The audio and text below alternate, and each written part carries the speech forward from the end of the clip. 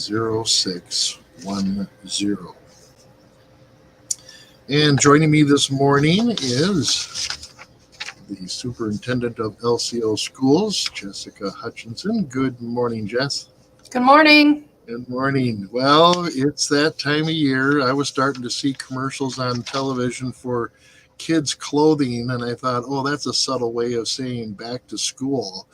And It'd be nice if they would wait till August, but there's a lot of schools that are starting school, next week or the week after that. Really? Wow. I'm just surprised. It just keeps getting earlier and earlier. Next thing you know, we're going to have Christmas.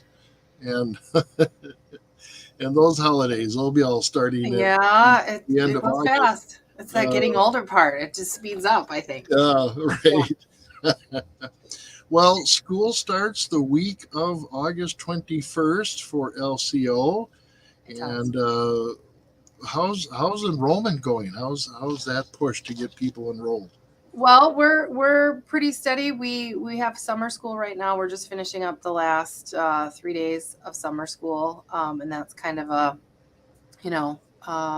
an enrollment, kindergarten enrollment option, because we do offer a pre-kindergarten summer school. So we're making plans to maintain our two classroom cohort that we've been able to have for the last 3 or 4 years. Expecting that. We do have some bigger classes. I think our senior class this year, we are hoping to have 35 graduates, which I think would be a record number of graduates, at least in the time for sure that I've been here. Yeah. So that's exciting. We have a big group of 8th graders that are transitioning up into high school. So our high school is going to be around 120 students, which again is more students than certainly I ever, as a high school teacher, taught. So yeah, we're staying holding steady, which is really exciting. We've got a lot of exciting things happening here. So it's cool. How are the building improvements tracking along? Are they going to get finished in time? Well, the HVAC project that people have probably seen or been exposed to, that is actually a 2-year project. There's a first phase, which I believe is expected to be done for the most part by August 7th. That first phase is replacing all of our boilers, which anybody that's been here in the wintertime knows our heat is not consistent. So our high school boilers, elementary boilers, the boiler in the gym cafeteria area, all of those will be replaced and installed, or have been removed, demoed, and will be installed. Right now our gym floor is getting refinished, so we are on track to be able to have our volleyball practice start on the 14th. As far as I know, the locker rooms and everything that they've done a lot of. It's going to be interesting because it doesn't look a whole lot different, because everything is from basically the ceiling and up, that Sure. all the duct work, all of those things. But we're on track. I believe they're cleaning all of the ducts this week, which is very much needed, and from what it sounds, disgusting process. But that'll be done. So we're going to be breathing cleaner air around here, and hopefully warm when Christmas rolls around. We'll be on track. And then the most extensive part of the HVAC project, phase 2, actually takes place next summer, and that'll start as soon as school is out, and that will require virtually everyone to be off campus, or at least housed in the middle school, because all of the ventilation in the high school, the air conditioning in the entire building, will be getting some backup generators, which we don't have at the moment. So the bulk of the work is going to be next summer, but exciting stuff happening. Okay. And so let's get into enrollment. You have some enrollment happening with, you're sending out paper forms now, and as well as online. Yep. So traditionally, we always send out our paper enrollment forms, our returning student enrollment forms, close to the end of July. All students have to re-enroll every school year. There's a packet of information that we are required, not just from the BIE to collect, but also just to make sure that our internal student support is as efficient as it can be. So that has to happen every year. We did add an online enrollment option, which has been a lot more cumbersome than I had hoped, but we're working out the kinks, and we do have an online enrollment option for new students and for returning students, and we pushed that link out last week, and a number of families have taken that option. We also have computers set up in our high school conference room, so if people want to do the enrollment online and don't want to don't have a computer at home or don't have Right. Wi-Fi that's steady, they can come into the building and do that enrollment. You do have to have a parent portal, so you do have to have um, a parent link to our student information system in order to complete that paperwork, but that's a super easy process to get signed up for that. So we're making sure that we offer both. We've heard from parents for years and seen it firsthand. It's not a good time to do the pages and pages of paperwork, especially if you have multiple students and you're trying to Yeah. think about back to school, and it's a lot. So we're trying to make it more Yeah. convenient. It's baby steps incrementally, but that paperwork will be actually sent out today in the mail for anybody that hasn't already done it online.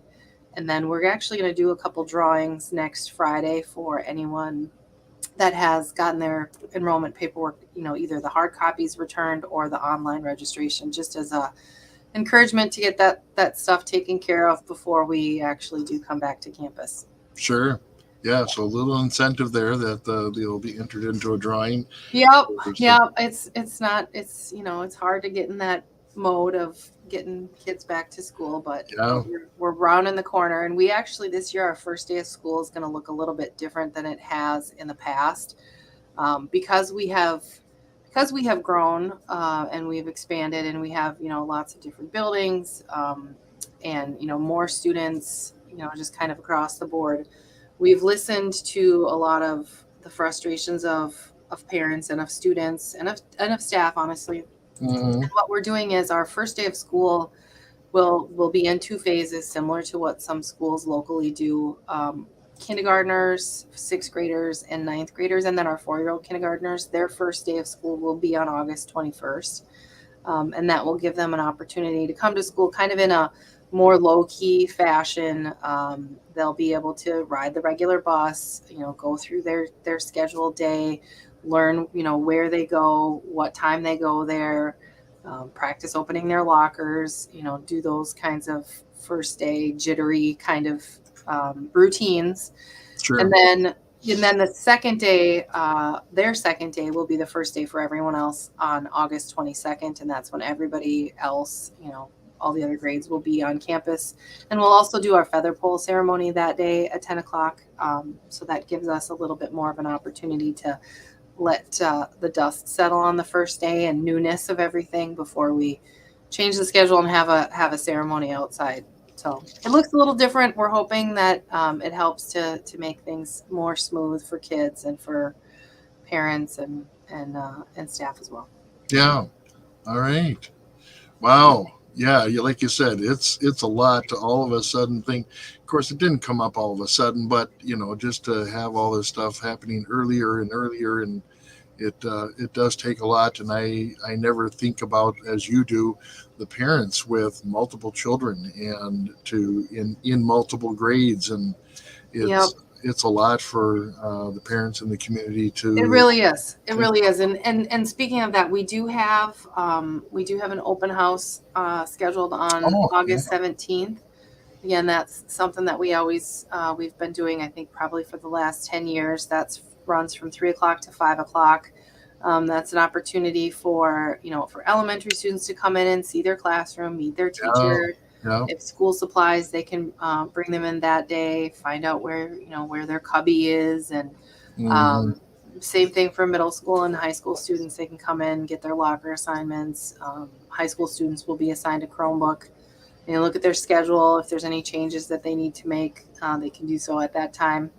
Athletic paperwork, just kind of a low key way to get back into the school environment and ease into that. And then parents get to be here to meet any new staff. Right.